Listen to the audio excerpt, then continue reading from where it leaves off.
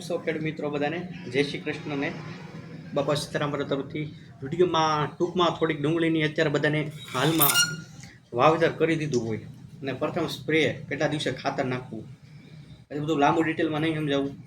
તમને 2 થી 3 મિનિટમાં થોડુંક પહેલો સ્પ્રે કરવો, પહેલેથી તમારે સુરક્ષિત હાલવું છે, મતલબ પાયો મજબૂત કરવો છે. ન કર્યો હોય તો હજી કરવો હોય. ઘણાને શું છે કે આજના ખેડૂતો આવ્યા છે એ પ્રમાણે અનુમાન પ્રમાણે મને એમ થયું છે કે આની વિશે થોડુંક ટૂંકમાં માહિતી આપજો કે એવું લાગ્યું છે મને કે આ વસ્તુ કર્યા જેવી છે.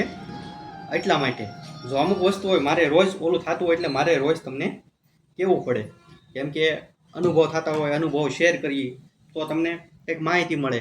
કોઈક બે ખેડૂત નવી માહિતી કરશે તો કાલે વારે ફાયદો થાય, તરત થશે કે નહીં રાજુભાઈ જેવી વસ્તુ શેર કરી હતી એનાથી આપણને ફાયદો થયો છે, એટલે આ વસ્તુ કર્યા જેવું છે, રૂબરૂ મુલાકાત લેવી છે. કેમ કે આ કહેવાનો જે એટલા માટે છે કે મારો લોકલ ખેડૂત છે, મતલબમાં ક્યારે મારી દુકાને નથી આવ્યો, પણ એને આવવાનું કારણ સમજાણું કે અહીંયા રાજુભાઈજી સમજાવે છે, મતલબમાં એ માહિતી સમજ્યા જેવી છે રૂબરૂ લઈ, એટલે રૂબરૂ આવ્યો. મને એમ થયું કે નહીં આપણે માહિતી આપી બધા ખેડૂત નહીં સમજે પણ 5 ખેડૂત સમજ્યા છે, તો મને એટલો આનંદ થયો કે નહીં આપણે જે મહેનત કરી છે છેલ્લા 2 મહિનાથી તો એનાથી મને સફળતા મળી છે. કેમ કે 2 ખેડૂત સુધરા છે કે જે તમે સમજાવ્યું છે કે અમુક ખડ બાવવાની દવાઓ હોય છે.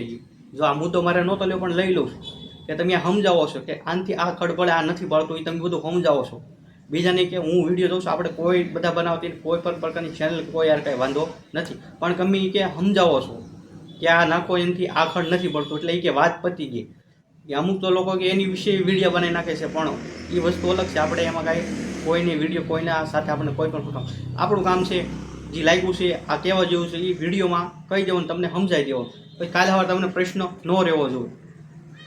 સમજાવવા એ માગું છું કે હવે તમારે ડુંગળીમાં પ્રથમ સ્પ્રે કરવો છે, તમને સારું રિઝલ્ટ મળે. કાલે સવારે પાડોશી જોવે કે તે હું કર્યું કરવું છે. બધાને કરવું હોય તો એડવાન્સ હાલવાનું, આપણે એડવાન્સ વકરવાનું છે.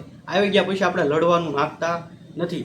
આપણે યુદ્ધમાં જવું તો આપણે તૈયારી કરી નાખીને બધા હથિયાર, આપણે હથિયાર તૈયાર રાખવાના. એ રોજ અલગ અલગ તમને અઠવાડિયામાં એકાત્રા વિડીયો સમજાવીશ. રોજ નવા સબસ્ક્રાઈબર વધતા હોય એટલા માટે એડવાન્સ હાલવાનો એક શબ્દ યાદ રાખવાનો. એડવાન્સ એટલે આગોતરું આયોજન.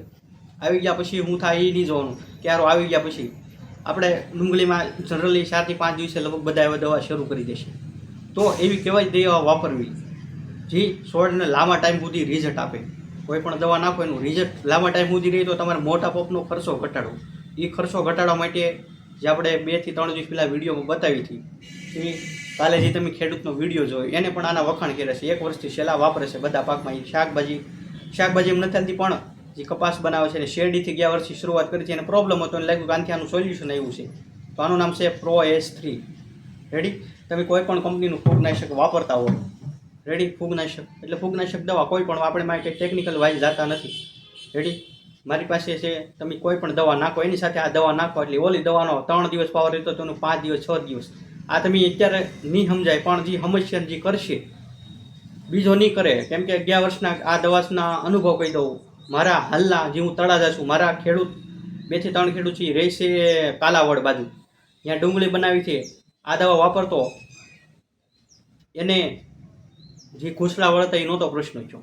એને લાગ્યું પછી આજુબાજુવાળાને 3 ખેડૂતને એને વપરાવી છે ત્યાંના. એટલે આ જે આ દવા છે આની વાત કરું છું.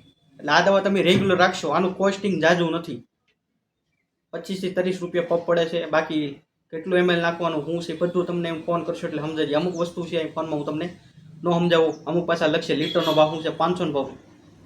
ફોન કરશો એટલે હું તમને જવાબ આપી દે. નંબર તો હું કાંઈ ઓલા માટે જ નથી આપતો ભાઈ મારે નથી ઉપાડવો, હું નથી. આપણે તમને માહિતી આપી છીએ, તમે કંઈક જાણો, તમને ફાયદો થાય એ માટે. મારી પાસે જે હાજરમાં ફૂગનાશક છે કોઈ પણ તમે વાપરી શકો. અમારી પાસે શ્રીરામ કંપનીનું ફૂગનાશક છે, એઝ્યુઝર સ્ટોબી ડાયફુરાન. રેડી? એ રીતે આ ટર્લિંગનું અલગ છે. બાકી આ બધા ફૂગનાશક તમે શરૂઆતના સ્ટેજ ઉપર વાપરી. પણ અત્યારે ખાસ કરીને આમાં આપણે ભલે નથી બતાવતા, પણ ગુંદરીઓનો ઉપયોગ કરજો. કોઈ પણ કંપની તમે લેતા હોય 5 ml કે 7 ml જે માપ હોય, ગુંદરિયું દવા છોટાવાનું સ્ટીકર જે તમારી ભાષામાં તમે કહેતા હોય એનો ખાસ ઉપયોગ કરવાનું રાખજો, એટલે તમને સારું રિઝલ્ટ મળશે. દવા તો તમે લઈ લે 300 રૂપિયા પોલે, પણ 10 રૂપિયાનું ગુંદરીઓનું પોપડ તો ન નાખી એટલે આપણો દવા વેડફાઈ જાય વરસાદને કારણે. આ પણ મેં તમને સમજાવ્યું છે. મને લાગ્યું હતું મેં બધી માહિતી આપી છે. પછી કોઈ પણ ખડ વાળવાની દવા નાખે છે એની સાથે આ એમ્યુસિલ પાવડર વાપરવાનું રાખો. એવું નથી કે ભાઈ ખડ બાળવાની દવા એ વાપરો. આનો અંદર ડુંગળીના પાકને એક ખાતરની જરૂર પડે છે, સિલિકોનવાળું ખાતર. એ તમે 12-32 નાખો છો કે જે નાખો એમાં સિલિકોન તત્વ આવતું નથી. આ એક માઇન્ડ સેટ રાખજો. હું સમજાવું છું ડુંગળીના પાકને કયા તત્વની નાઇટ્રોજનની જરૂર જ નથી. તો આની અંદર સિલિકોન આવે. કોઈ પણ તમે તમારે આજુબાજુમાં દુકાને જાઓ, સિલિકોનવાળું ખાતર કયું આવે? હું એમ નથી તો અહીંથી મગાવો, પણ સમજા જેવો પોઈન્ટ છે. ડુંગળીના પાકને સિલિકોનવાળા તત્વની જરૂર પડે છે. ખાતર આવતું હોય એ નાખો એટલે ઘાય ઉપડે. જે વસ્તુ આપણે શા બનાવીમાં બોરસની જરૂર હોય અહીંયા તમે મીઠું નાખો એટલે એનું ભાગ એ ભજવી ન હોય કે શા ખારી થઈ જાય. એની જગ્યાએ ખાંડ નાખવી તો શું થાય? ગળી થઈ જાય. એટલે સમજાય જેવો પોઈન્ટ છે. મને લાગ્યું મેં સમજાવીશું. આપણે એકત્ર વિડીયો રેસીપી ડુંગળી બાબતે આપણે બધા ખેડૂતોને ઓછા કરશે વધુ ઉત્પાદનને નફો કરાવવાનો છે એટલા માટે. તો જેટલા ખેડૂત મિત્રો ડુંગળી કરવી પહેલાં સ્પ્રેથી લઈને છેલ્લે સુધી આ દવાનો ઉપયોગ કરશે અને જરૂરથી સફળતા મળશે એવું મારું કહેવું છે. બાકી ઘણાને લાગે કે નહીં મળે તો તમારે કરવાનું. બાકી તમે 2 વીઘાની ડુંગળી કરી 1 વીઘામાં રેગ્યુલર આ વાપરો, 15 દિવસ સુધી ઓલી ડુંગળીમાં આ દવાનો ઉપયોગ નહીં કરતા એટલે તમને સામેથી થશે કે રાજુભાઈ સમજાવ્યુંથી વાત 100% સાચી છે. સમજાણું હોય તો ઠીક છે. બાકી કાલે આપ્યું નેક્સ્ટ માહિતી નવા વિડીયો સાથે.